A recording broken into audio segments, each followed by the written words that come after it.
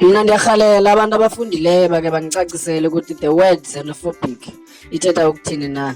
Ndiyehluleka kakhulu because every time ndikhumbula ngelaa xesha bekuphethe uJacob Zuma umsholozi phethe eMzantsi Afrika mhla kuxoshwa abanantsika abantu bokufika kodwa xenophobic. Okay, it's fine.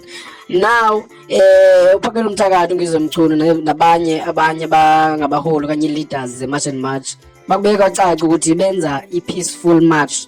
There was no peaceful march back there, but now izinto bazenza ngokomthetho. Peaceful march bahambele indawo ngendawo bezama ukunothisa abukufika ukuthi ngomhla we-30 kaJuni akumelanga kube bakhona kwelo Mzantsi Afrika abaxoshwa, kodwa ke wonke ozaziyo ukuthi akekuze emthethweni ukuthi abe kweli makahambe.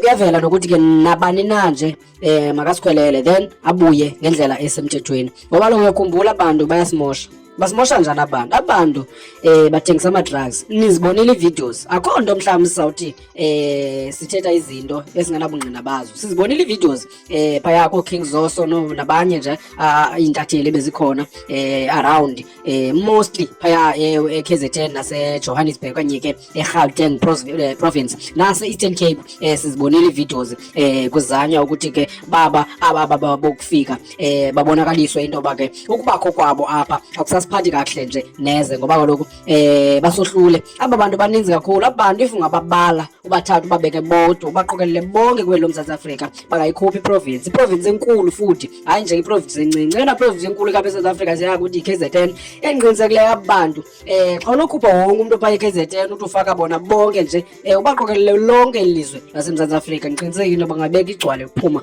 i-KZN. Baninzi kakhulu and if ungathiwa nantsi impi abantu ingathafu kakhulu loo nto leyo kasinothi silwa nabo, kodwa ke ngathi ngoku ngendlela endibona ngayo impi isendleleni, ngoba kaloku abantu i-most yabo bathi bona bayindawo. Batsho abantu bathi abayindawo. Siyibonile imatshi abayenzileyo eThekwini phambi kwe-police station yakhona phaya eDurban, besithi bona bacela i-protection from amapolisa oMzantsi Afrika okanye ke wase-KZN. Into leyo ke ndiyibone nje iyindelelo, ngoba lokho awukeni ukuthi umoshe elizweni lethu emveni kokufune umthetho i-law enforcement yethu ekhusela thina singuMzantsi Afrika. Naye nabani nakhe uhlala kweli lizwe unelungelo ukuthi abe phantsi kokhuseleko le-law enforcement, but ke xa usona akulindelanga into yoba funeke ube phantsi kokhuseleko, kodwa ke funeka ukuthini ungene eziseleni. Ubuhlungu ke ngoba kaloku amaposa bathula bona abantu ebesijonge kubo ukuthi mhlawumbi ikhona into abazoyenza ngayo yonke le ntlekele, ngoba kaloku befama ikhona indlela abayenza ngayo njengoba benza besihlongahlathekisa ngexesha ke le-COVID-19 besithi masingene ezindlini unayini engakabethi sihamba nje sikhatshwa ngamajoni. Kohlukela kanti intoni ngokwenzima ukwenza the same thing, akhupha imali kuthunyelwa amajoni kwilizwe lonke eli, kufune wonke umuntu i-ID yakhe esandleni. Ongena-ID ufakwe evenini uphindiselwa apho abuya khona.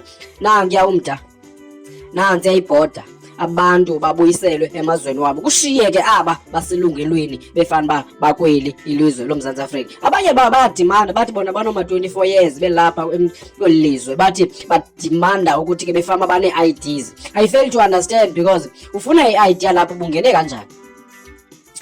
kanjani sewufuna uba yi-citizen yalapha eMzantsi Afrika. Ndiqinisekile ukuthi ngoba apha eSouth Africa ndidla ngoyibona kwii-players zebhola kuthiwa ke xa une-5 years elungelweni ukuthi uyifumane i-citizen yaseSouth Africa xa ungene ngokusemthethweni. Loo nto ibonakalisa ukuthi ke bona abangenanga ngokusemthethweni kweli lizwe, ngoba lokhu xa ugqiba i-5 years ndiqinisekile uba xa uyaphaya ku-Home Affairs wethu njengoba ke wazi umgaqoseko weli lizwe, ndiqinisekile ke ngabe kusokolisa xa sele uzazi ukuthi ke uselungelweni, ngoba kaloku bayawazi umthetho ukuthi uhamba kanjani na. So iloo nto ixela into yokuba icacele nabani na kokwekati emhlophe ehlungweni ukuthi ke aba bantu abangenanga ngokusemthethweni imajority yabo. Yiyo loo nto ke besenzela le nto abayenzayo, and advantage yabo ke ngoku abayifumeneyo ukuthi ke bazalise usisi bethu, of which ke I do not blame anyone othandana nabo aba bantu, ngoba kaloku uthando luthando, abantu banelungelo ukuthi bathandane nabani na. But ingqondo ebuhlungu kwabantu bageyine more power, more energy, more positive inside kubo ngaphakathi ukuthi ke bangenza nantoni na, nto leyo ke ebonakalisayo ukuthi indelelo, ngoba lokho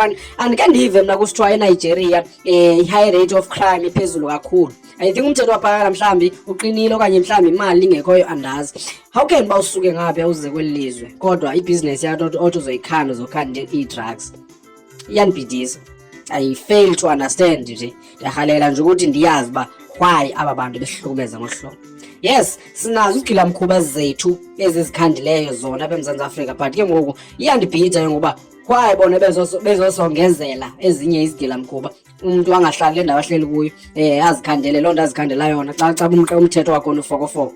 Badele kangakanani na iSouth Africa ngoba lo kanti ke ndive kuthiwa koBotswana nakwezinye izizwe zalapha eAfrika kuthiwa abantu bakhona and bathengisa ii-drugs. iSouth Africa le yona icaba ifikeleleka nakuso nasiphi na isaphuselana. So I'm waiting ukuthi ngalamhla we-30 njonga ukuthi ke mhlambi lukhona na utshintsho oluzokwenzeka na, and ndiyabona ukuthi aba bantu akuzibalula ukuthi ke babe basidedela kwelo Mzantsi Afrika. Inkosi.